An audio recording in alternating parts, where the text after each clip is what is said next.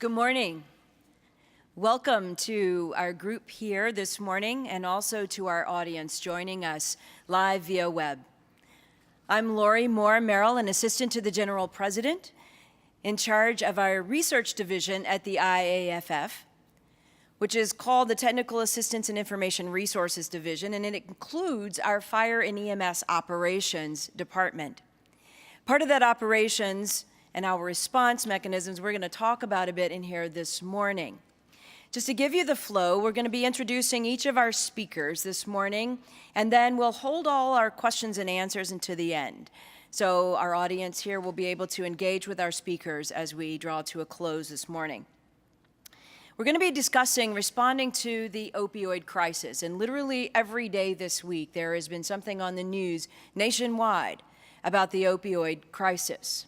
The IAFF has two perspectives on that crisis. One of them is in the operations arena, responding to those who have overdosed in our streets throughout North America. The response certainly is something we'll be speaking about in here this morning, but I want everyone to know that we have not forgotten the other perspective, which is firefighters, unfortunately addicted to opioids as well. Many of you suffer injuries, back injuries, career-ending injuries often, that you are on pain medications that can become addicting as well.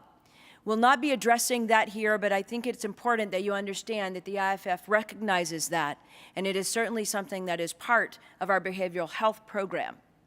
But as I said this morning, we're going to remain focused on the response arena, how responding to the opioid crisis is affecting not only your capabilities to respond from a capacity standpoint in your department, but your overall mental anguish as you continue to respond to these folks over and over and over, it seems, in our streets daily. So with that, I'd like to begin with just a brief statement about opioids. We know that we are seeing more and more it's advanced beyond the heroin to the fentanyl, the carfentanil, and certainly the prescription drugs that seem to be legal. But we know that overdose now surpasses the car crashes leading to accidental death throughout the United States, for sure. And as recent as 2014, and our agents that are joining us this morning are going to have much more up-to-date data, but the deaths were occurring 1 every 17 minutes, according to the CDC. So we certainly have a crisis at hand. I want to move right into our speakers then. First joining us this morning is Special Agent Jason Capstraw. Jason currently serves as a supervisory special agent and staff coordinator with the Office of Diversion Control Operations, Pharmaceutical Investigations with the Drug Enforcement Administration in the U.S. He serves in a station at DEA headquarters in Arlington, Virginia. Jason has over 23 years of federal law enforcement experience. He has spoken and acted nationally and internationally, promoting and carrying out DEA's efforts and mission to end the scourge of drugs within our communities. Brothers and sisters, please welcome Special Agent Jason Capstraw.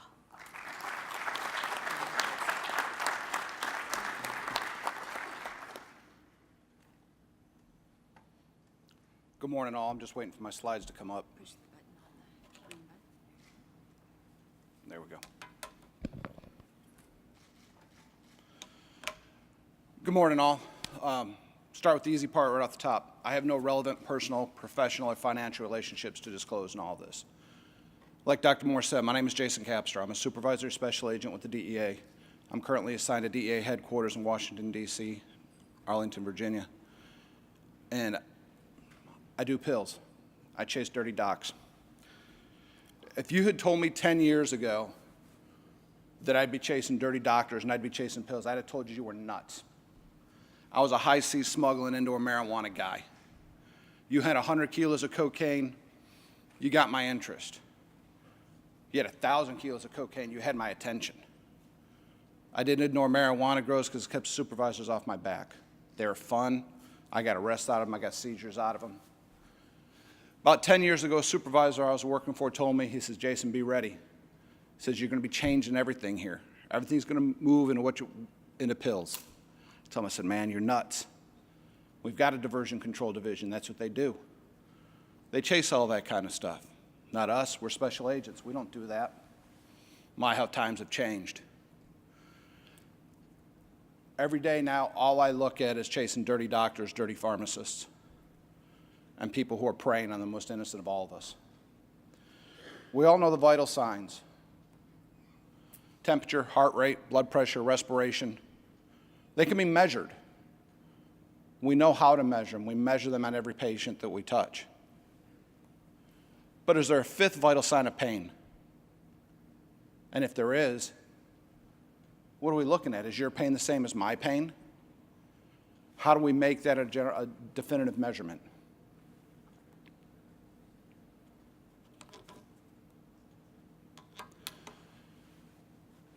What we're seeing today, and specifically in the United States, is we've got two addictions that have collided. You've got pharmaceuticals here, and you've got money and greed. And what they've done is they've collided out there in our streets. Now, the Drug Enforcement Administration registers approximately 1.6 million medical professionals. I refuse to believe that they went into medicine for the fact of harming people or for the fact of not doing right. People just don't go into medicine because they feel like it. They go into medicine because they want to make a difference. But what happens? They get into medicine and they sometimes see the money and greed part come through. I know it's a ridiculous analogy, but I tell people all the time, if telephone poles were illegal, people would smuggle telephone poles. The thing weighs hundreds of pounds, it's 20 plus feet long, and you can't exactly hide it under your shirt. But if there's money to be made, people will do it. That's where the greed steps in. May 20th, 2015, my group took down a case, and what we specifically arrested 2 doctors. Arresting 2 doctors in and of itself is no big deal. But when these 2 doctors were actually pumping out approximately 1 controlled substance prescription every 4 minutes, and we're sitting there on that one day and we seized over $12 million or encumbered over $12 million worth of assets, including $500,000 cars, bay houses, beach houses.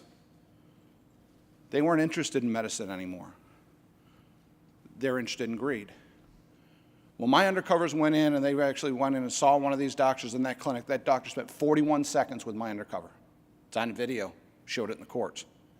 41 seconds is all that doctor spent. It's not a doctor-patient relationship. And before the doctor even spent the 41 seconds with my undercover, he had already signed 3 controlled substance prescriptions. Proud to say my group, proud to say my guys that we ended up taking that case. Took it to federal court. We went to trial in February of this year. Retrieved convictions all the way across, to include racketeering, influence, and corrupt organization convictions. For those of you, if we're from the United States, you've heard about RICO before.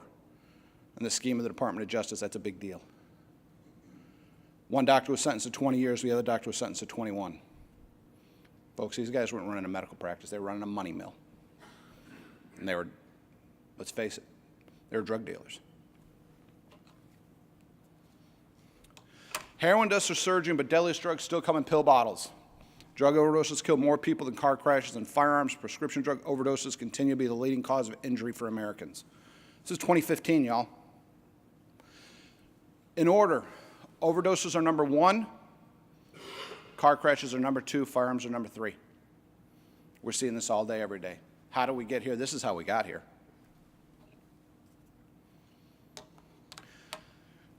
These numbers are actually old as of last week. Every day in the United States, 144 people die as a result of an opioid overdose. That's 52,000 people a year. I heard the new numbers last Thursday. As of last Thursday, which came out with the 2016 numbers, we're up to 159 people a day, or almost 59,000 people a year. To put that into a little bit of perspective, an Airbus A320 aircraft seats 150 people plus crew. That's one aircraft going down and killing everybody on board every single day. More Americans abuse prescription drugs than cocaine, hallucinogens, heroin, and inhalants combined. The only thing that's more abused than prescription drugs in the United States is marijuana. This is number 1.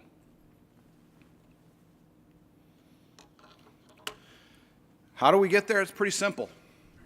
Indiscriminate prescribing and criminal activity. When we talk indiscriminate prescribing, think about when we were all younger. We're playing sports, we tweak a knee, screw up a finger or something, we go see the doctor. What do we all get?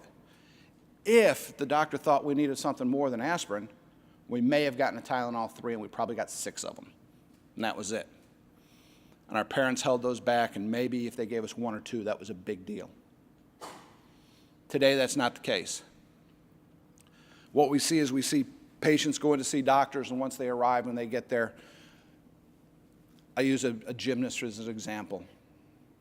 Young lady goes in, she tweaks the knee doing her gymnastics, doing her flips and her tumbles. Doctor says, yep, it's hurt. Going to take care of that. Next thing you know, she's walking out with a prescription for 90 Oxy 30s. She may only need 3 or 4, but what have we been taught our whole lives? Finish your course of medication. So we've been told. We've been told finish your course. So now you've got an individual who only needed maybe 3 or 4 pills, but has now taken 90 over a 30-day period. 90 over a 30-day period. So you've now moved from a young lady who's an aspiring gymnast to an addict. That's what we see as indiscriminate prescribing. Criminal activity is a whole other form. And this is where I got involved in all this to start with. Look, I'm an enforcement guy. I'm not a regulatory guy. Well, I wasn't. I am now, because I saw the light. When it comes to criminal activity, the other thing we see is this on the streets. We can directly show where prescription drugs have moved into heroin. Numbers are almost 85% of people who go on to heroin started with prescription drugs. 85%. What happens, they go in, they're working with their doctor. The doctor says, you've now got to, we'll use the same gymnast. She gets on, she goes in after the 30 days, goes in for a follow-up and says, hey, doc, I need more of that stuff. Give me another script. Good doctor says, no, you're done. Knee's healed, you're all good. Get out there. But remember, she's an addict, so she's got to get her pills. So where's she going to get her pills? She's now going out on the streets looking for her pills. If you've got an opioid on the streets, especially an Oxy, they're running approximately $1 a milligram. An 80 is going for $80, a 30 is going for $30, a 15 is going for $15 on the streets. Now, whether you get the real thing or whether you get something that's a fraudulent pill made to look like that's actually containing fentanyl and other substances, that's a roll of the dice. But you've got this person who's now looking for these pills. They've got a habit and they need 3.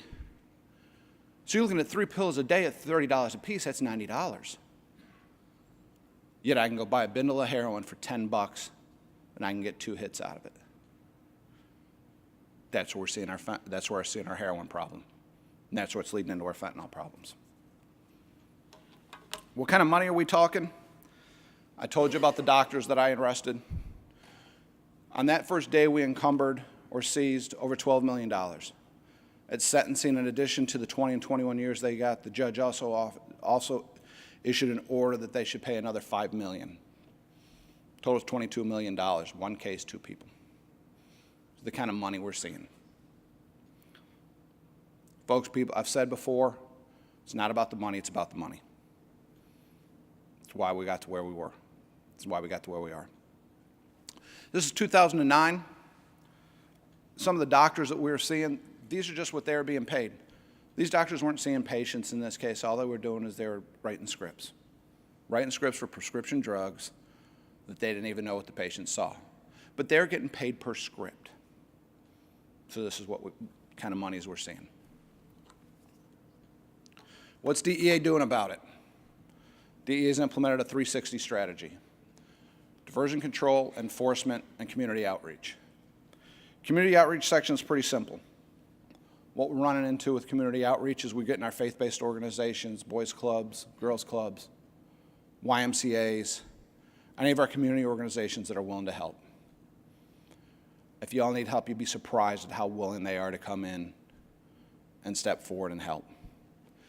Enforcement is a very simple thing. That's where I come in. I'm a special agent. That's what I do. I chase the bad guys. But what has DEA done for enforcement? Not only have we redirected our resources and started looking at pills, we're also got 77 tactical diversion squads across the United States that do absolutely nothing but target rogue doctors, rogue pharmacies. Diversion control, those are the guys that handle all of our regulatory. They talk to the manufacturers, they talk to the distributors. But the other thing we're doing along with that and community outreach is we're talking to the medical professionals. We've been holding the prescription drug awareness conferences all across the United States. We should figure it's the 50th state this weekend in Wyoming. We're getting ready to start doing the same thing for doctors. Because if you talk to doctors, the interesting thing is they'll tell you that all they know about DEA is this, that when they're in medical school, they were given a form and said, hey, fill this out. This is how you get your DEA registration, attach the fee to it, and that way you can prescribe controlled substances. They generally weren't given a lot of education on it when it came to the medical schools.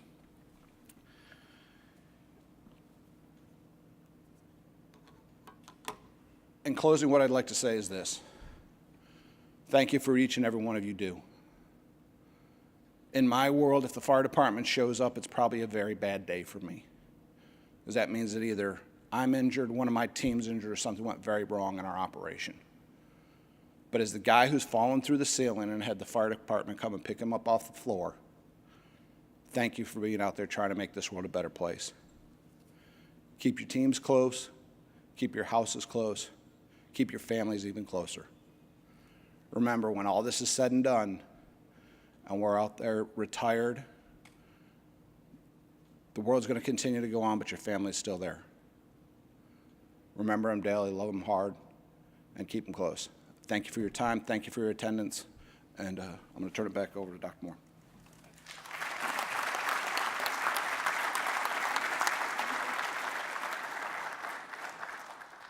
Thank you very much, Jason. Our next speaker is also a DEA agent. Staff Coordinator Kenneth Miles is employed by the U.S. Department of Justice, DEA. Kenneth is a 21-year agent and is currently assigned also to DEA Headquarters Diversion Control Division in the Synthetic Drugs and Chemicals section. During his career, he has served as a group supervisor in the Tactical Diversion Squad in Jackson, Mississippi, a special agent in Miami, Florida. He's also served in Lima, Peru, and Birmingham, Alabama. Please join me in welcoming now Special Agent Kenneth Miles.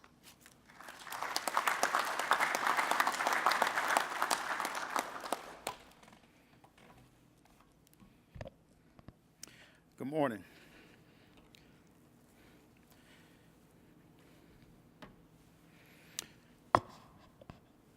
As they said that when it comes to doing these presentations, I'm supposed to be the expert in fentanyl.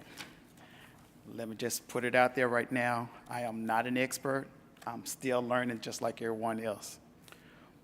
But with that being said, as the local guy that knows this, if you have a question, ask me. If I do not know, I will find out. Working in synthetic drugs and chemicals, my group has a special program that we work on, that we do, and it is, we're out there to help. But as you guys see, when you're out there on the street, you come across these unknown substances, and when you see them, our best thing to say to you is do not touch, leave it alone, get your local police to come by and pick it up. If they get it, they can turn it into us, we can actually find out what it is, which is one of the things that we try to do. Fentanyl is becoming that major thing that's out there, so we try to schedule it to make it illegal to possess.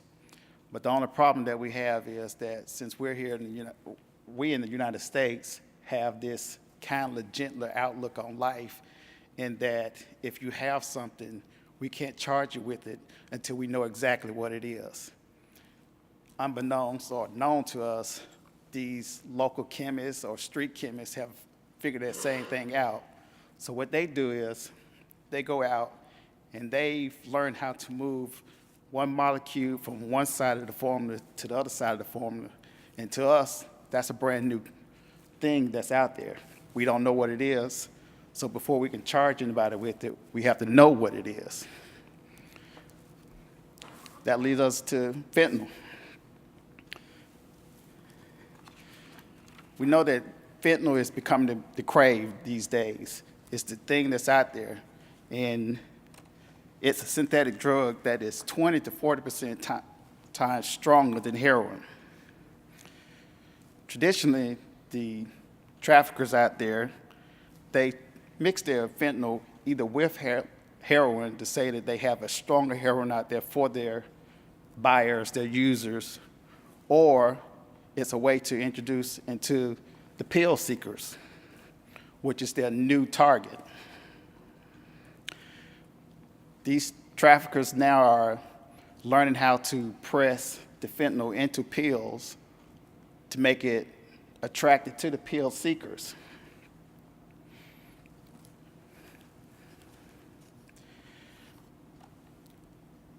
So we know that what we have out there is a white powder, but to us, the traffickers, they are learning that this is not the only way that we can get it to them.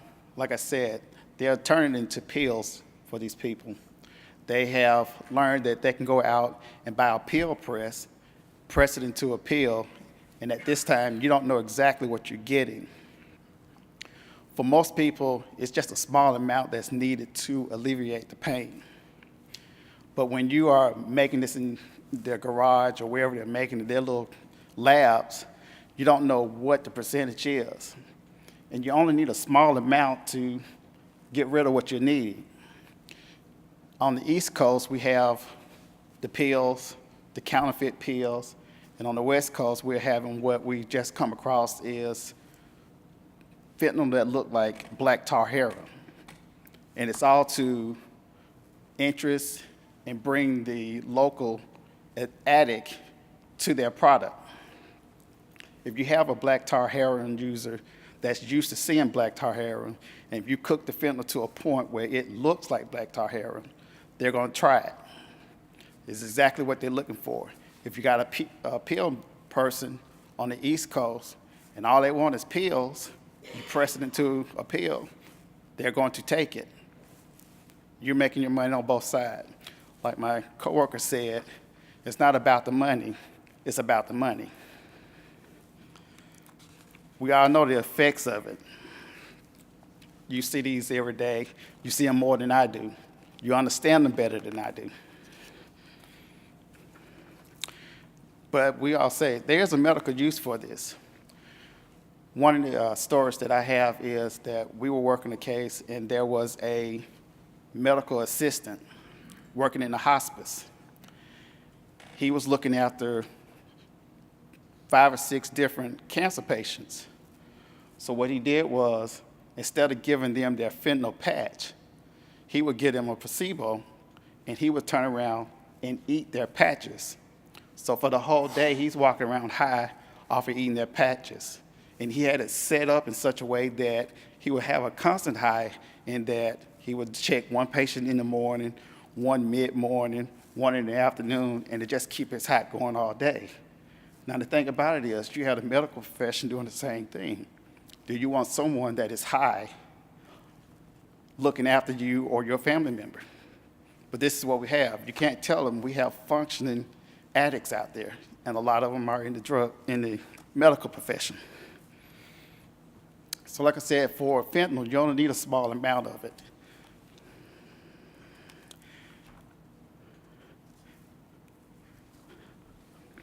A couple of months ago, I was doing another one of these presentations, and I used to have a little prop that I sent around and let everybody look at. Something about this big. And this is about all the fentanyl you need to just do everyone in this room great harm. But I put this out on the table, and I said, pass these around. Just touch it, just pass it around. When I got to my point, I was talking about it, and I asked, did everybody see one of these? Did everybody get a chance to look at it? And I got a lot of crazy looks from the audience. I was like, okay, what's going on? So I asked, I said, okay, can anybody raise your hand if you know where these are? And I had 8 people on the front row that all raised their hand. So I asked, I said, why didn't you pass this around? And one guy, he spoke up and said, I thought it was a trick, so I wasn't going to touch it. And another guy said, well, I read the front of it and it said fentanyl, so I'm not going to touch it either. I'm not going to do anything with it. And I looked at him and said, hey, I'm a DEA agent. I'm here doing a presentation. There's no way in the world I'll give you real fentanyl. Just pass it around. And I still got these dumb looks. They was like, not touching it, won't be me. I said, okay.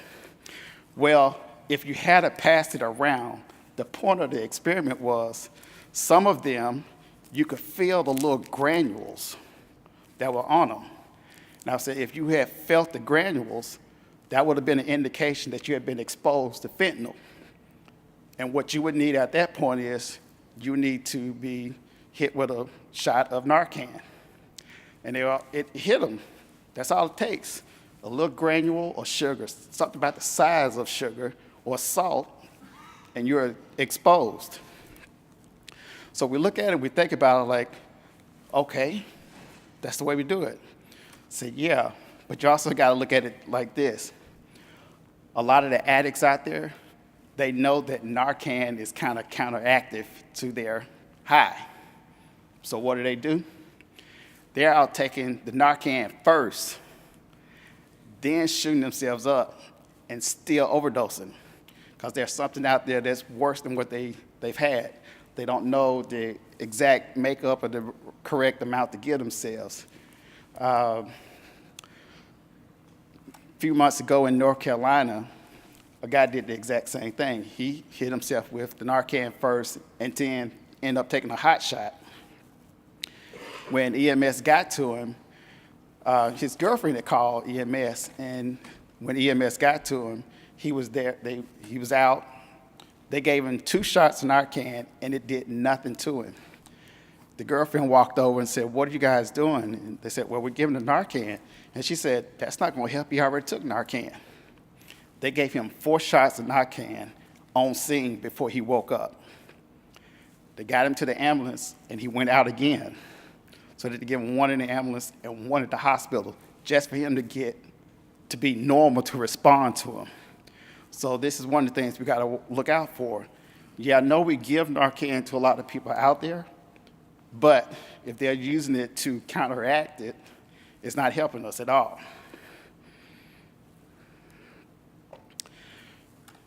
This right here is one of the things that we have to look out for. We are trying our best to track down a lot of the fentanyl and carfentanil that's out there, and it's all been sold over the dark web. This guy right here is saying that he knows that carfentanil is really, really bad for you, and you should only use it in certain cases. You probably can't read it, but down at the bottom it says, "This listing is for 100 milligrams of excessively potent carfentanil. This product is only to be sold to experienced fentanyl users who have proven prior feedback. Unless users must have feedback from other vendors proving their experience in using fentanyl. If you do not have prior purchasing orders, I will not sell to you. You need the feedback from the prior vendors first. However, if you do have prior feedback on a different marketplace and you can prove to it to be your account, please send us a message and we can visit you at a later date. Proof must be proven. Again, we can't stress this enough. Carfentanil is meant to be purchased by only experienced fentanyl users with a high tolerance. This stuff is no joke. If this is someone's disclaimer, are you going to be the one to put it in your body? But we have people out there that do this. Now, the impact on the United States is that most of the fentanyl that we're getting is coming from China. And in doing so, we have gone into talks with China. We're working on a quid pro quo kind of thing. We're asking them, if you don't send the fentanyl over to us, we'll try to not send something that your people use on our end, which is working. So a couple of years ago, China has gone out and criminalized 144 different precursor chemicals and analogs of fentanyl. That in turn has caused a deep decline and the use of fentanyl being reported here in the United States. They are out to help us. Now we got to turn around and help them the same.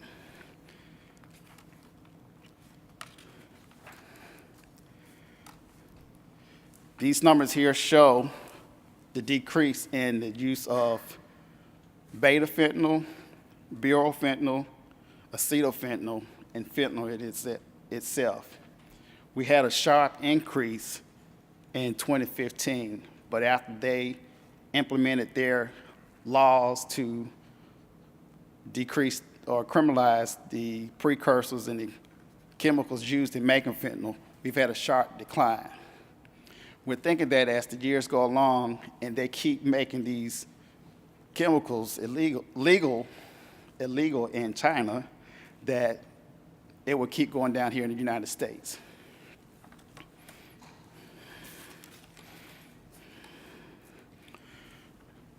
Now, here's the interesting part is that we said that it's not about the money, it's about the money. And this little packet right here can make you a lot of money. The interesting part of it is that if you decide that you want to try this and you're lucky enough not to get arrested or cause attention to yourself, if you purchase 1 kilo of fentanyl, you can retire off that 1 kilo. Because depending on how you make it, how you cut it, you can make anywhere between $10 million and $20 million just off of 1 kilo. So we're hoping that this doesn't become a trend. Now, the only thing we have left is the safety. We know how dangerous fentanyl can be, and we don't want anyone of our brethren in the fire department to get addicted to it either or exposed to it. So we say to you, if you going out on the overdose case, that you wear some type of protective gloves or a mask to keep yourself from being exposed the best way that you can. We say that to you all the time, and we hope that you are listening to us on that. But the fentanyl can be absorbed through the skin, inhaled, or ingested. So we know that the signs are disorientation, coughing, respiratory distress. So we tell you to avoid touching your face, eating anything, or drinking anything after you've gone on the overdose run, and to avoid hand sanitizers. And with this, we said that the immediate treatment is to move to fresh air, get away from the exposed area, and seek your medical attention. Now, when we come across them, as we see these labs, we have to go through the whole decontamination and the hazmat protocol. We have to get dressed up in the whole suit to go take out something small, and it can be something like this. So we ask that you guys just be very, very careful on what you do, what you see, what you touch, and who's involved and what's around you. Keep your eyes open when you go on these overdose calls. So with that, I have parting words that I say to you.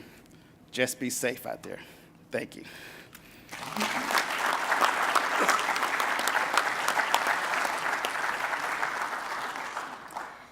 Thank you, Agent Miles. Our next speakers, we're going to redirect now into the response arena from the fire department area. So first up is Rob Weeks. Rob Weeks has been a firefighter here in the city of Vancouver since 2005. Rob's an executive officer with Local 18 since 2010, and he's held the position of president there since 2014. Rob is an inspiration as a union executive. He continually works to better the lives of the men and women in this local, and also to increase the awareness, particularly about this issue and the safety of the public. Following Rob, I'll go ahead and introduce, and I'll have him just bring him up, as one of the firefighters here in Vancouver who has served the Vancouver Fire Department since 2013. Jason Lynch has been assigned to Fire Hall 2, who you're going to hear much more about here in this city. He served there in part of this opioid crisis, certainly at the height of it. The call volume for this station has reached over 1,400 calls a month, with the majority of them being overdose response. So they're both going to come and speak. And I should say to you that one of the things we've learned from our agents who just spoke is that Vancouver is a gateway for the drugs entering from China. So it is not surprising that the drugs are hitting the street here first and that they are seeing some of the highest volume of overdose responses in North America. So please welcome first Rob Weeks.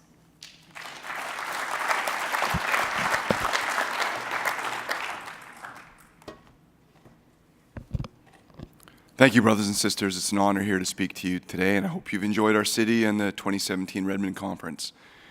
I'm here to talk to you about what we experienced here in Vancouver.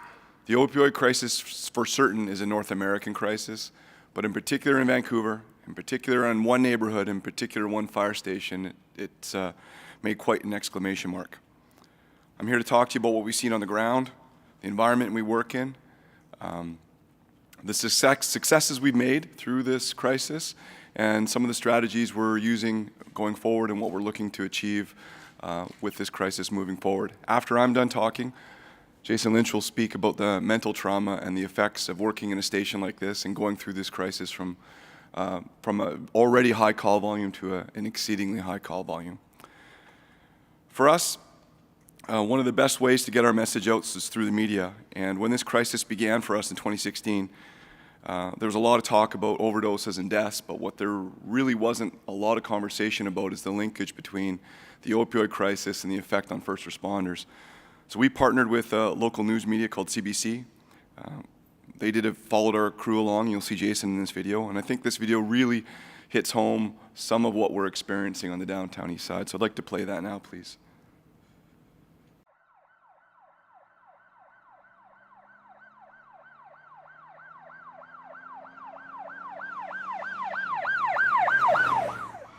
Well, it's one thing to talk about how deadly fentanyl is, but it's another thing to actually see someone dying from it. It's what firefighters and paramedics say they have to deal with every single day. And though they're armed with a powerful overdose antidote, a drug called Narcan, as you'll see, they're barely able to keep up. Natalie Clancy takes us to the front line, and a warning for you, this report may not be suitable for all viewers. We had 6 overdoses since 6 a.m. this morning. It's another crazy day for Jason Lynch's crew from Number 2 Fire Hall. In the heart of Vancouver's downtown east side, they work out of Canada's busiest fire station. Though they hardly ever put out fires, these days they mostly save lives. Hi, how are you? Good, Dr. Sutherland. You guys seem like you have a handle on this whole situation. More often than not, the patient has already had a first shot of naloxone by the time they arrive. It's what first responders call Narcan, and it's the antidote to opioids like heroin or fentanyl. A local doctor was already working to revive this addict. Nurses ask us to back away and protect the privacy of their patient. Hey! Within minutes, he's back. When Narcan works, that is a good call. Sometimes it doesn't in a province where a state of emergency has been declared because 2 people are dying every day. It's very difficult, to see humans in that kind of trauma and, in that kind of situation. You're walking into an alley that obviously has a lot of different smells going on in it, a lot of rats, there's needles, there's garbage everywhere, and you just walk by lines of different people shooting up, and then, you treat the third one on the left. And then it's just a matter of time before the first 2 go down as well. This is an especially busy day because it's when people line up to get their monthly welfare checks. Welcome to Welfare Wednesday in Vancouver. All that cash on the streets mean fentanyl dealers are busy and first responders are in high demand. Do you want to go to the hospital and get checked out? What the hell is the news crew doing here? Hey, out, man. Out. Hey, come on. Out. And their next patient was already revived by a neighbor in a tent city. Can you guys get out of there so we can get in there? Down here, naloxone kits are free to any addict who wants one. Are you guys out of Narcan down here? You gave her 4 shots of Narcan? She's oblivious to her soiled shorts, the blood dripping down her leg, and the thick smell of human waste. Yeah, she definitely get checked out. They're trying to convince her she needs to go to hospital before the Narcan wears off and she passes out again. So you don't have a choice. You're just going to OD as soon as it wears off? We just want to take you to the hospital and get checked out if that's okay. They have been here many times. Some are repeat customers. I personally Narcan the same 24-year-old girl twice in the last month, and it definitely it wears on you. It wears on your soul and on the conscience, just looking at the same person over and over again, doing the same things, and we're putting a small Band-Aid on a big cut.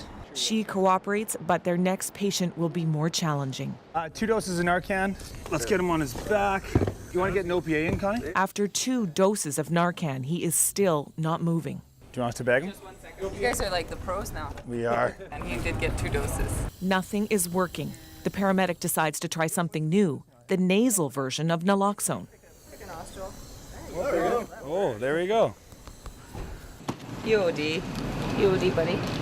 You pick a nostril and then they wake up? It worked, but not on their next call, which takes them inside a shelter where a man happened to be walking by after using a new, stronger batch of fentanyl. Staff asked us to stay outside while they get to work. Pulse is 100. Got more Narcan?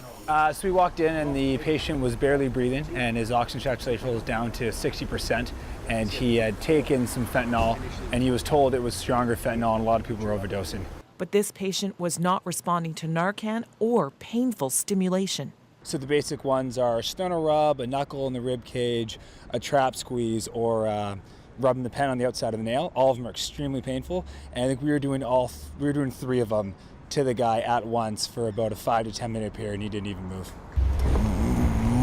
Finally, he grunts back to life. Oh, we got that. There it is. What's up? You overdosed. You gotta stay up. Stay awake. Keep those eyes open. I'm not joking. You took a ton of Narcan. This is our 10th time doing it today, so it's a daily routine. So that neighborhood's literally 10 blocks from where we are right now. I'm going to talk specifically about that neighborhood right now. This is one of the poorest neighborhoods in Canada. There's 18,000 residents. 50% of them are drug users. We spend $1 million a day in social programs and $5 million a month in social assistance. And we're talking about 6 square blocks. This is a picture of the downtown core where we are right now, and this is a heat map of drug overdoses that we've had since 2010. So this problem isn't new as far as overdoses go, but the call volume and death rate is. And I'm talking about Fire Station 2, it's in the dead center of that red heat map.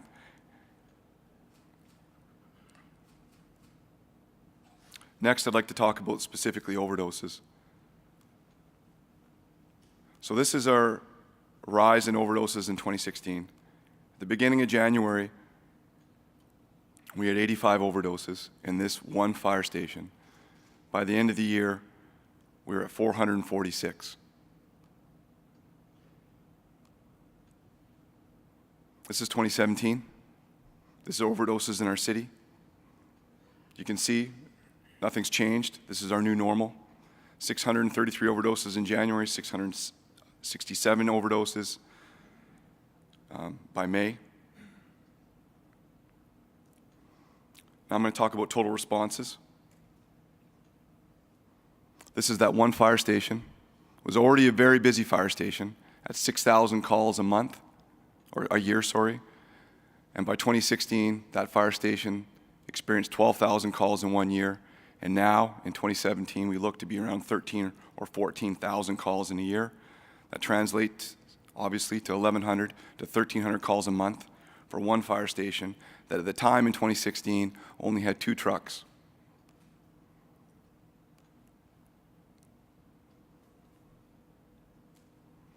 This is total responses matched with overdoses. 2017, you can see we got close to 1,400 calls and 34 overdoses.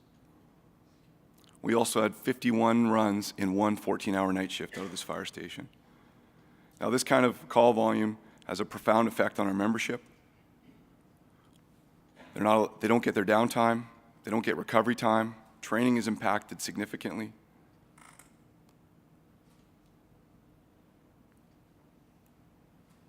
Ironically, if you have an overdose in the downtown east side, you can see from this map, you have a pretty good chance of survival.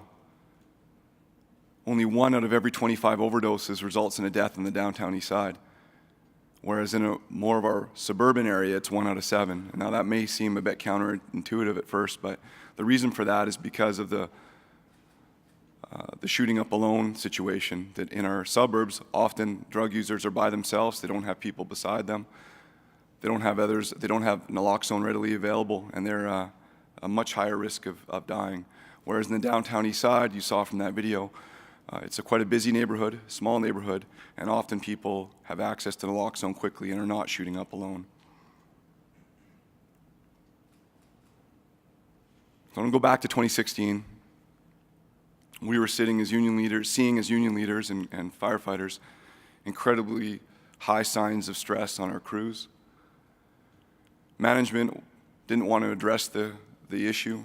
They weren't coming to the fire stations. We were inviting them to come talk to our crews, meet our crews, talk about what's going on. That wasn't happening. Our fire chief came up with our fire chief came up with a strategy that he called dynamic deployment, which meant taking fire resources from other parts of our city and bringing them down to the downtown east side to help assist with this call volume. On the surface, that may sound okay, but in Vancouver in particular, we don't have the capacity to absorb that kind of strategy. I'll give you some numbers. In 1987, we had 157 firefighters on duty in Vancouver proper at any one time. Today, we have 126 firefighters in Vancouver proper on duty at any time. That's a significant cut. In those 40 years, our city's doubled. Our call volume alone is quadrupled. So we don't have that capacity. And furthermore, when you take a fire apparatus from another neighborhood, you're delaying the response in that neighborhood. And how do you tell a family member, a loved one, that needs an immediate medical intervention, like CPR, for example, that their response is going to be delayed by 30 seconds to a minute because a truck has to come from another fire station? We know minutes matter. We certainly know seconds matter in our industry. And in our view, that was no way to address this strategy. Our fire chief at the time also approached council in October and in his conversation with city council and the mayor played down this crisis and said that it would pass and that these calls weren't really that significant because our members weren't spending a significant amount of time per call. And that was incredibly disheartening to our members that were struggling with this call volume and for us as union leaders. So what did we do? We got really aggressive on the media. You saw that video from the CBC. That was the springboard for our media campaign. But we got very aggressive on both social media, conventional media, and this is an example of a picture says 1,000 words. We started posting these. These are in every fire station.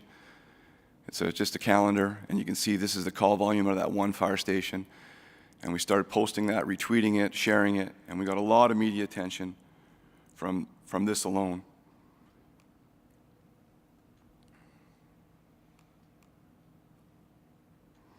We also addressed other levels of government, the provincial government and the federal government, and we were starting to make headway with city council. Certain councils were calling us, asking us about how we could address this concern, and our message became very clear. We asked for more resources, another fire truck in that station. Like I said, all that call volume I was speaking about before, those were 2 trucks doing all that, and we wanted a third. I spoke to the fire chief specifically about this crisis, and he actually told me that if we were to get more staffing, that it certainly wouldn't happen in that neighborhood. We lobbied the mayor to do a ride-along. He went to the fire station, and to his credit, he saw firsthand what our men and women are going through, and that had a profound effect on him. He promised us at that time that we would get new resources, our crews. He promised our crews that. Oddly, shortly thereafter, I think it was the next day, the chief financial officer of the city presented us with the draft budget and said there was no new money for firefighters. We would not be getting another apparatus. So an hour later, we put out a media release.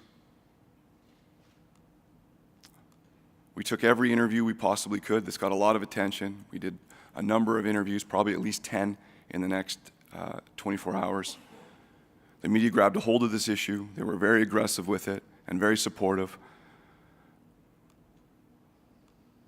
And you can see, you can see a tweet from the mayor here. Mayor agrees firefighters need more resources to deal with overdoses. So we acknowledged our need, Oddly, the fire chief at the time, our fire chief at the time, in seeing the public opinion starting to sway and mayor and council start to change their opinion about resources, now firmly believe that a new truck was needed in that downtown east side, that if we were going to get more staff, that's where we needed it. City Council proposed a 0.5% tax increase, specifically to cover resources for firefighting and some other initiatives, but largely it was to get more staff in our fire hall. And another side benefit, which we'd been lobbying for years, was a full-time mental health captain. As we all know, mental health is a big deal in our industry, and we'd been lobbying for quite a few years to have a dedicated position dedicated to the well-being of our members, and that was also part of this tax increase. You can see from this is a cutout from the Globe and Mail, a national newspaper. If raising Vancouver property taxes will address fentanyl crisis, it's our duty. It's a very strong message, very supportive message from the media. So I'll give you a rundown of our successes. Our firefighters usually do a 3-year term in the firehouse. We got that down to 2 and then down to 1 now, given that call volume. That's what the administration and us as a union and our members believe is a reasonable amount of time to spend with that kind of call volume. We've got that mental health captain position. We have a 3-person medic working out of that fire station now. And the public and administrators were very engaged with this issue. And lastly, we reestablished a good relationship with our city council. So our continuing challenges is to continue to monitor our members and their mental health. This tax increase was put forward as a temporary measure. There's nothing temporary about this crisis. There's nothing temporary about this call volume. This is the new normal. So part of our job as labor leaders is to ensure that we retain this funding and that fire station is adequately staffed. And moving forward, a critical piece for us and part of our next strategy is to talk about depth of response and our capacity to absorb this kind of call volume in our city, and in particular in our downtown core. So I'm going to show you a GIS map. You guys are all familiar with this. This is a wonderful tool that the IFF provides that we've utilized often. I can't say enough about the work the IFF does in supporting us in initiatives like this. And this is our downtown core, and it looks really good. As you know, GIS considers that every fire truck is available for the call. It's in the station, and this is the 4-minute response time, and we look really good. But is that really the picture is that the picture we want to tell? Is that really what's happening on the ground? And in our view, it certainly isn't. That firehouse number 2, given the call volume, 1,400 calls a month, 14,000 calls a year, is it really available in the firehouse at any one time? And we'd argue, I think, quite persuasively that it's not. And you can see when you take Station 2 out of the picture, things change. There's a big chunk of our downtown core that now doesn't meet that basic standard of 4 minutes. Now, if we look even for us more critically, the downtown core, you're all here, you can see, you can look up, we're surrounded by high rises. These are high hazard buildings. And this is our current coverage now, given our lack of increase in staffing in the last 40 years. It doesn't surprise us, it won't surprise you, but a good chunk of our downtown core is in red, meaning we're not getting an effective fire force to a first alarm assignment in our downtown core. But if we take Fire Hall 2 out of the picture, it gets much worse.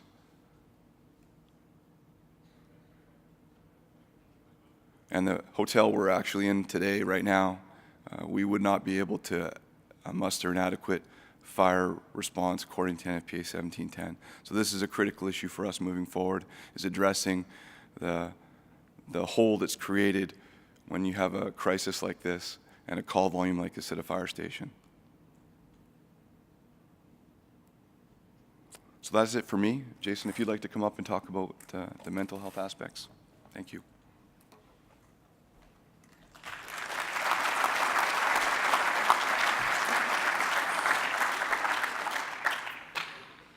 Hello, everyone. Thanks, Rob. So I did 1 year downtown at number 2 hall, and I've written a personal experience story about just what it was like for me going through it, the emotional roller coaster. From March 2016 to 2017, I worked at Vancouver Fire Hall number 2, located at Hastings and Powell in the heart of the downtown east side. In my time there, I saw the call volume rise from 800 a month to 1,300. The experience of working at that fire hall during the opioid crisis has changed me from the inside out. I saw the writing on the wall when our department started to shuffle around our specialties. I knew I was going to get transferred to 2 Hall. I was excited and ready for the experience, to make a difference by helping people who were in a dark place. I was determined not to let the stresses from working at the downtown east side affect me. I had worked a couple of shifts there and I'd heard a lot of stories, so I had an idea what the road would look like ahead. When I spoke to a few members I was replacing, they seemed very burnt out and numb. I could tell they were tired of the repetitive calls and felt like they were stuck in a Groundhog Day-like life of overdoses. I noticed that there was a certain level of anger and frustration towards the people that they were there to help. The combination of sleep deprivation, relentless exposure to trauma, events were breaking them down and affecting their personal lives at home. However, I was determined not to let this be my fate. I was getting married in July of that summer, and my in-laws were staying with us in our tiny apartment. I was ready for the challenge. My first few months of work were great. I enjoyed how proficient my medical skills had become, and my bedside manner had increased. But slowly and slowly, I could feel a quiet anger building inside me. I always enjoyed to be busy, but when the call volume rose to 30 calls a shift and over 1,000 a month, fatigue and burnout started to sneak in. My days off were spent sleeping and thinking about all the calls, replaying them in my head over and over, trying to understand what it would be like to live life in their shoes. One particular shift stands out. It was an early morning overdose. It was 6:45 a.m. and I had just arrived to work, and it was a dark, clear morning. The tones came in for a medical call. Of course, it was an overdose. We found the patient in the back of Blood Alley. He was laying face down between a dumpster and a building, and his arm was awkwardly wedged against the wall. He was wearing cut-off jean shorts and covered head to toe in sparkles. This is where his night of partying had ended. The patient was mid-30s, male, with a lot of muscle, so I knew he must have been new to the downtown east side. The speed and level of teamwork that our crew had built up for these types of calls was something to see. We all knew our jobs and performed them efficiently. Once we brought his oxygen saturation levels back up to 90%, the paramedics administered 2 doses of naloxone. One had very little effect anymore. At this time, the average person would receive 2 to 4 doses before they would become conscious. A few more minutes of assisted ventilations, and he came to life. His once lifeless body was full of expression and movement. When the paramedics told him he had overdosed, I could see the confusion and disappointment in his face. "Not again," he said. "Not again," over and over. It was clear to me that he was no longer in control of his actions. I was working a 24-hour shift that day, and around 7 p.m. at night, my rig got tapped out for another overdose. It was my 14th of the day. When we arrived on scene, there was a group of people waving and pointing. We got out of the rig, and there he was again, the same lifeless body from the morning. Different alley, but same situation. We got to work as usual, and when the paramedics arrived, I was able to give them a pretty detailed history handoff report because I had remembered our interaction from the morning. When he finally came around from his overdose, he had the same look in his eyes, confusion and disappointment. This was not the situation he wanted to be in, yet here he was. From this point on, I started to lose my bedside manner. I started to experience compassion fatigue like I'd never felt before. I started questioning the job I was doing. Are we making a difference at all? The same people are doing the same thing every day. It never ends. I keep expecting a different result, but that's the definition of insanity. All I wanted to do was help bring these people out of their endless cycle of pain and escape, but the job I was doing was not helping. The situation continued to get worse, and the call volume continued to rise. I could feel the stress I was experiencing creeping into my home life. My patients were getting thinner and thinner. The wedding was fast approaching, and dealing with family dynamics in a small space was growing challenging each day. Trying to keep my sleep cycle in a normal state was a full-time job on my days off. The nights were getting longer, and dealing with overdoses, hoarder fires, and people refusing our help and denying their drug use was starting to get old. On night shifts, every time a call would come in, I started to get angry. I did not want to be angry, but it was just building inside me. I couldn't let it go. My fiancée was a great sounding board for me. I talked to her at length about how I was feeling, noticing the changes in my personality and behavior. The transition from work to home life was becoming more difficult. I couldn't just snap back into my old self again once I left the hall. I needed some time for myself, time away from everyone to think, to process all the things that I had seen that day. People aggressively flailing around in alleys, the stench of human waste, needles everywhere, and garbage all over the streets. Yet there was a strange and strong sense of community amongst the people that lived there. They all cared for one another and knew that every time they pushed the needle down, it could be their last. It's almost as if they were playing a strange game of Russian roulette.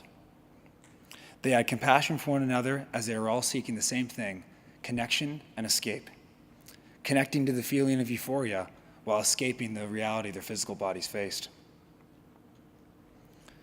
These are the things I thought about on a daily basis, and I couldn't find an answer. I tried to have more compassion and empathy towards the people I was helping, but it felt like I was just giving more of myself away. I was out of compassion and left with anger and confusion. I noticed the same thing building in my crewmates, but everyone was dealing with it in their own way.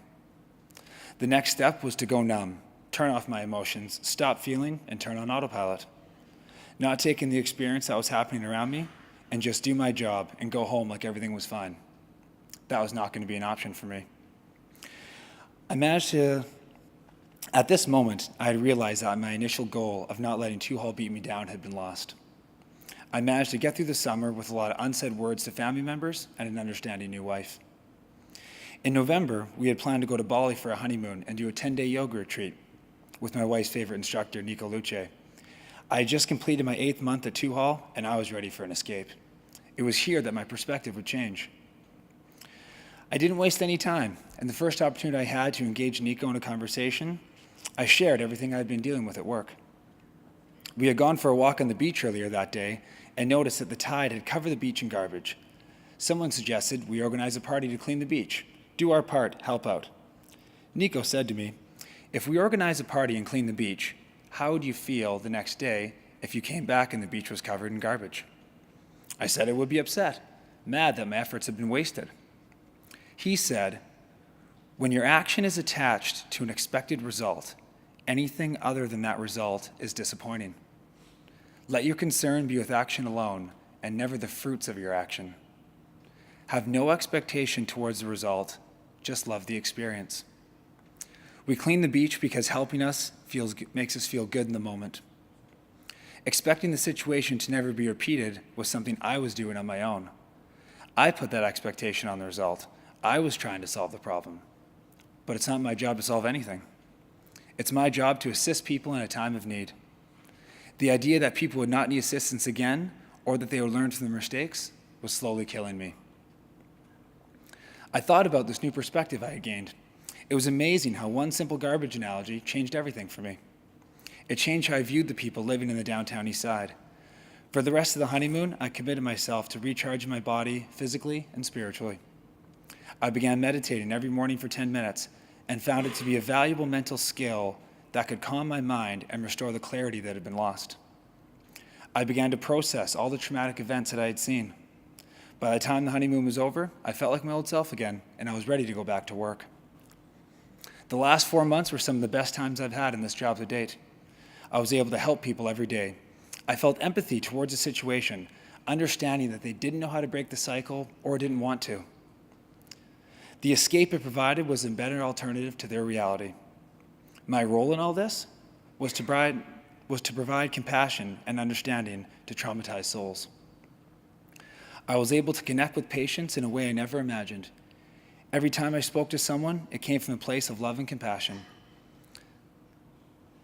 The length of my interaction with each patient would determine the level of understanding that we could have. I was able to calm more people down and allow them to drop their guard, show them I was there because I cared and I wanted to help.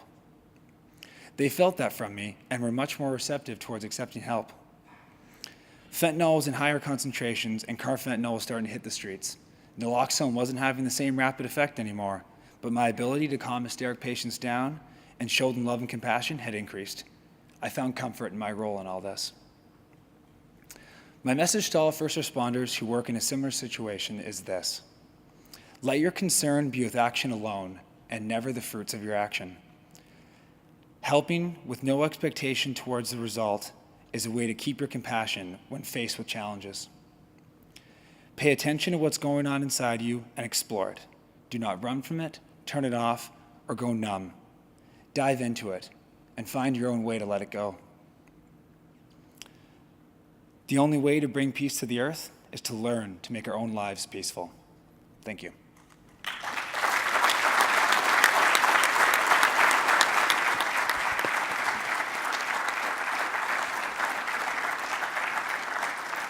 Thank you, Jason.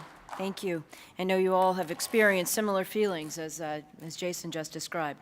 Our final speaker for this morning is Brian Nee. Brian is from the Boston Fire Department. He's been there since 2001. He started his career with the department as a counselor in the EAP program. In 2006, he became a firefighter and since has been promoted to lieutenant since 2013. Brian is a licensed alcohol drug counselor and certified employee assistance professional. He is also a trainer with the IFF Peer Support Program. He has assisted peers in the aftermath of both the Boston bombing and also the Orlando nightclub shootings. So please welcome Brother Brian Nee.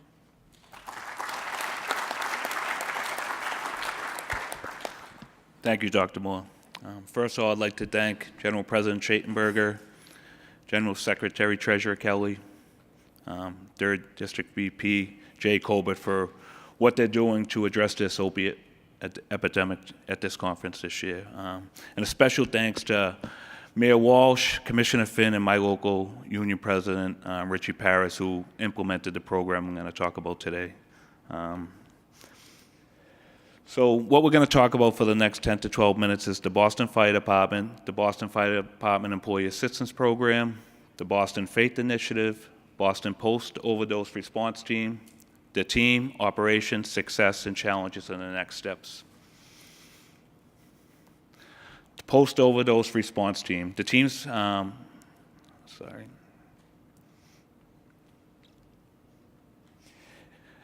Boston Fire Department didn't start carrying Narcan until 2014. We were trying for years before that to carry Narcan, but the prior administration, for some reason, didn't want us to give the ability to carry it. We're separate from Boston EMS, so they always carried it. But our new mayor got elected in September of 2013, and that was one of his first initiatives to have all first responders carry Narcan. So in May of 2014, local 718 President Richie Paris, Mayor Walsh, and Commissioner Finn worked together to make sure every apparatus had Narcan on it. And since you can see in the picture, this is Mayor Walsh, Commissioner Finn, and Richie Paris. It shows when the administration and the union work together, great things can get done. Since we started carrying it of May of 2014, 1,500 lives have been saved from Boston Fire. Like I said earlier, Boston EMS is separate from us, so the numbers are a lot higher in Boston of how many people were administered Narcan, but 1,500 lives have been saved from Boston Fire administering the Narcan. And what's happening a lot now is people have Narcan from facilities or been trained on the street, so they're administering it before we get there.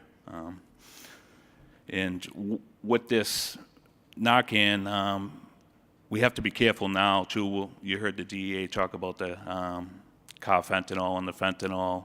So Commissioner Finn, a few weeks ago, every apparatus in the city has a separate kit with Narcan just for first responders. So if we go on a call, we're not allowed to use them, just in case we go to a call where carfentanil or fentanyl, where firefighters were exposed. We haven't had any yet, but in the surrounding area in Lowell and I think it was Chelsea Police Department, some police officers were exposed to fentanyl and carfentanil, and they had to be treated at the hospital, and at level 1 hazmat was called for that. So Commissioner Finn makes sure he's keeping our members safe with Richie Paris. We come first and then the public second. So Boston's been dealing with an opiate epidemic for about 20 years, and it's gotten a lot worse over the last few years. So Mayor Walsh and the commissioner trying to come up with different initiatives to help. And the Boston Fire Department came up with the Faith Initiative, where We work with other city agencies, the Boston Police, Boston Public Health Commission, Boston EMS, to collaborate and come up with new ideas and new initiatives to address this problem. The Boston Fire, two of the initiatives we had were on Thursday nights last summer. We would open the firehouse up to the public. We'd pull the apparatuses out, the public could come in, and we would train them in Narcan. A lot of mothers and fathers would come and would train them in Narcan in case there was an overdose at their home. But we'd also have community resources there, different treatment centers, different mothers groups. We have a group in Massachusetts starting to spread nationally called Learn to Cope. It's a group where mothers and fathers can go and talk about dealing with their kids' substance abuse. So we had all these different agencies at the firehouse, and people would come in and they could be trained in Narcan if they want, or they would just get resources in case they needed them. And then we had another one where we had one day seminar where we had different speakers come in and talk about opiate epidemic and educate people and just let them know what the resources out there. We have in Massachusetts Section 35 program, so you can civilly commit someone to treatment for 30 days. It's not a criminal charge. You have to go to the court, but that way you can get someone off the street for 30 days and they can get treatment, and we've seen that working well. Between these two initiatives, I think there was 800 people in attendance, so we educated 800 people to these two things. Here's some of the data from Boston. We don't do the transports, but Boston EMS does the transports. As of April 2007, there has been an 8% increase in narcotic-related transports and a 59% increase in fatal overdoses. 59% increase in 1 year. In 2016, there was 2,880 total overdoses and 1,200 patients with a documented Boston home address. Over half of all the fatal overdoses in 2016 and 2017 happened at a home. What was happening, we were responding to the same homes over and over for Narcan calls, similar to what Jason was talking about in that area. But these people had no clue what to do. They had no assistance, and the parents or brothers, sisters just seemed hopeless. So the commissioner initially and the union president came up with the idea when we responded to one of these houses, we'd leave a packet with different information where they could get resources, get help. And we had some good success with that, but they wanted to take it a step further. So now what we do is if someone overdoses at a home, the next few days, we'll get a team of Boston firefighters and Boston Public Health Commission together, and we'll respond to that home and offer them treatment.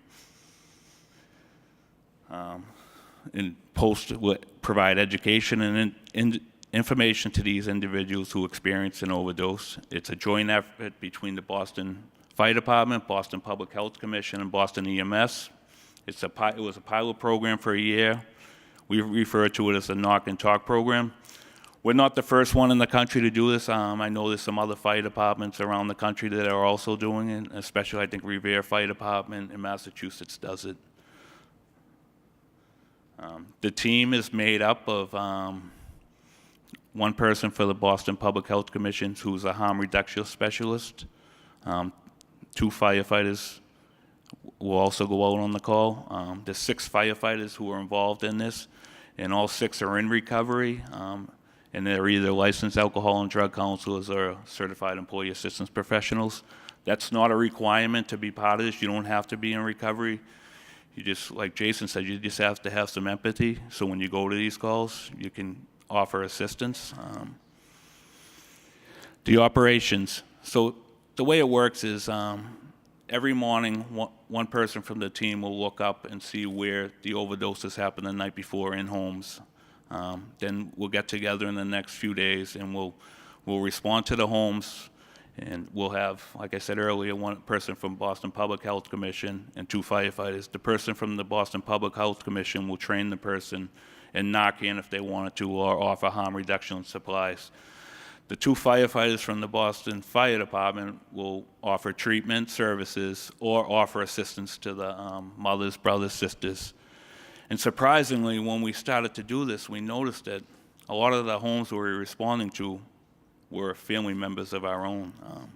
They were Boston Fire Departments, brothers, sisters, uncles, nieces, nephews, kids. And this there's plenty of help for the people that were on the street, and I heard the guys from Vancouver saying them people have a better chance of surviving from overdoses because they're in the public, all their friends have their Narcan. What we noticed is that these people are at home. A lot of parents don't want other people to know what's going on in their home. And for us, when we show up and we say we have resources available, they're amazed that we take the time to come back the next day and offer them help. But what you need to have the resources ready to go, because a lot of times when we responded to these things, the people would say, yeah, I want to go to treatment, I want to go to detox, I've been calling for a week and I can't get the help I need. So before we go out, we make sure that we have a bed available for that person if someone that day is going to need treatment, because that's their biggest excuse. And a lot of times they'll tell their mother or father, I've been trying for weeks to get a bed and I can't. And then we show up and next thing you know, they're going to treatment. They're not too happy with us, but we've had some great success with that, especially the treatment part. The Narcans worked great, and I know some lives have been saved from that, from the Narcan that we train people in the houses. But our main purpose of this whole thing is to get people treatment, long-term treatment. In this first year following with the follow-up visits, someone was home 59% of the time. If at home, 73% were willing to engage, 40% were family, 33% were individuals, 18 family and individual together, and 9% other neighbor. But you got to be careful with the neighbor part because of confidentiality. We have high rates of engaging in service, overdose prevention training, access to care and referral information 67% of the time, information for family support service given 33% of the time. What also we've been noticing that's happening lately is we'll leave information with these people and they're not willing to get help then, but in a week or two or a month later, they'll call us and say, can you help me get a bed today, or can you help me get on a Suboxone program? Different treatment options. The challenges in the pilot program were limited resources, city traffic slow, making things slow, flexible times of visits. Additional studies need to evaluate. Commissioner Finn, Mayor Walsh, local president Richie Parrish seen the success of this, so it's no longer a pilot program. Moving forward, what we do now is our fire alarm division, every morning we'll have a list of all the overdoses that happen at homes. Someone from the team will call them up, get a list of where the homes are, and we'll respond within 24 hours. Because we noticed we had the most success the quicker we went back to that house, because when you get someone in a vulnerable state, they're more willing to go to treatment just after they overdosed. And also, they're at a lot more danger of overdosing again right after they overdosed. And also, what we're going to be focusing on is a prevention component. We're in the works of working with the City of Boston, the Wahlberg Foundation, is to try to get a youth summit in the fall to address kids sixth grade to 8th grade. So hopefully in the future we won't have to have knock and talk programs. We won't have to have Narcan on the street. The prevention thing, I think, is the biggest thing. We can't Narcan our way out of this. These are some of the resources we use. I have FF Center of Excellence. We didn't use that for this in particular, but if we have firefighters who reach out for treatment to the team, not because of overdoses, we'll send them there. And then you see the VA. We also noticed that a lot of these people respond to are veterans who are not getting the services they need, so we'll bring them to the Veterans Hospital and help them out. Here's a text from one of the gentlemen who we responded to. I just wanted to check in and let you know that just yesterday I got 3 separate job offers. Got one, just left an interview, and I'm going to be setting up a 3rd interview for next week. Have an appointment with Mass Rehab to go back to school for sociology. Wanted to keep you posted on my progress. You saved my life. Thanks so much for what you did. That gentleman's still doing good today. I talked to him a few weeks ago. I think he's clean like 9 months. So if that's the only text we get, I consider that a success. And then Lieutenant Patrick Hayes from the Boston Fire EAP was quoted in the Boston Herald in this article. We left one house with a kid who asked if he would bring him to a detox. Pat said, it felt like we had pulled him out of a burning building. That's exactly what we did. It was a different kind of fire, that's all. So, I mean, it just shows the impact that we're having on it, and it can be frustrating. When Jason was speaking, I was saying, oh my God, I hope he turns the corner, because my whole presentation's on helping these addicts get into treatment, so I got a little nervous, thank God. But someone who's an opiate addict myself in recovery, that could be me on the street. All them people on the streets are someone's brother, sister, kids, so that's what I try to remember when I go to these houses or when I go on these calls. That's someone's family member. And we're not hired to judge, we're hired to save people's lives. So, thank you.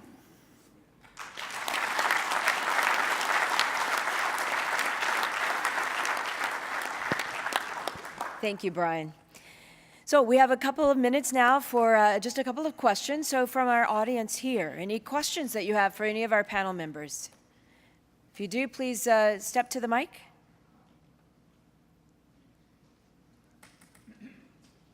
Please.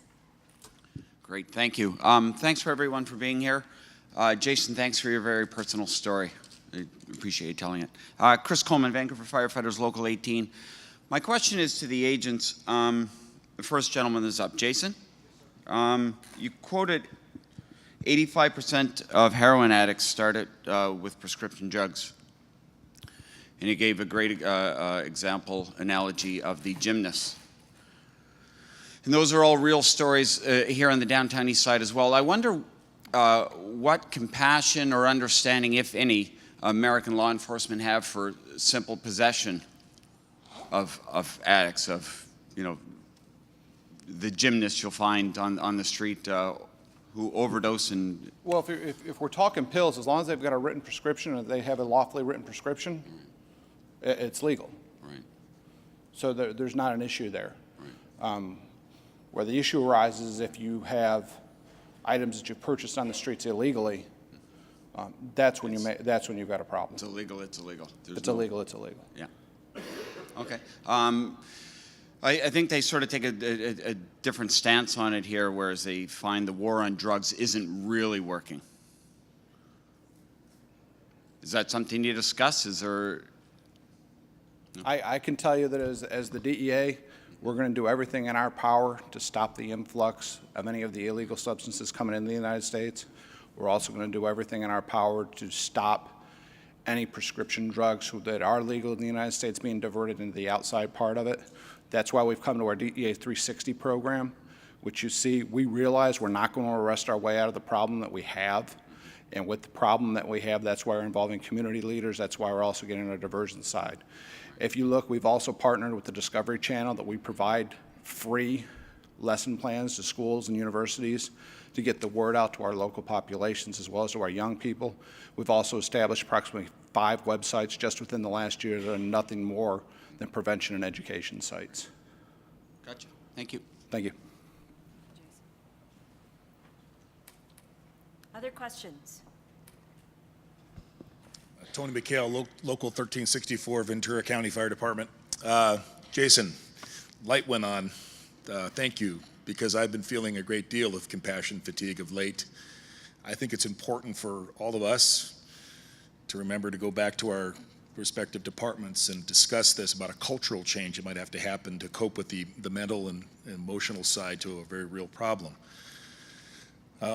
For you, I was just curious on the money part with doctors. When a doctor writes a script, does he get money from the pharmaceutical company for that? Or, say, I always understood when I went to the doctor, I'd get the script for an antibiotic, I'd go to the pharmacy and get it filled. I didn't know, what's the connection with the doctor getting money for script? What we do see is we see doctors that to write specific drugs, they will get kickbacks from different companies. So yeah, there's an incentive for them. It's incentivized for them to write script, and they manipulate that. It can be, yes. And then pharmacies, is it the same situation? Depends. A lot of what we're seeing when it comes to these doctors who are involved in that sort of thing, they're involved with the healthcare fraud, the wire fraud, and that sort of thing, and where they're getting the kickbacks from organizations.